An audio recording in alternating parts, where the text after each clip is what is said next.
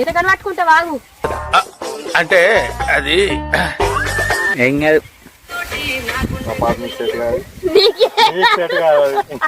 ఎవరితో మాట్లాడుతున్నావో తెలిసే మాట్లాడుతున్నావా? చెప్పు. నువ్వు నోర్మై మొహం పగిలిపోద్ది.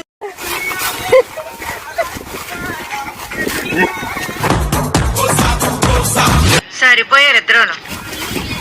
మర్చిపోయినా అటు చూడు బే. షూస్ బాగున్నాయి మేస్టర్. కాదే అద్దు చేతుడు అద్దు. ఫ్రాంక్ అట. ఏం ఫ్రాంక్ చేస్తున్నావు?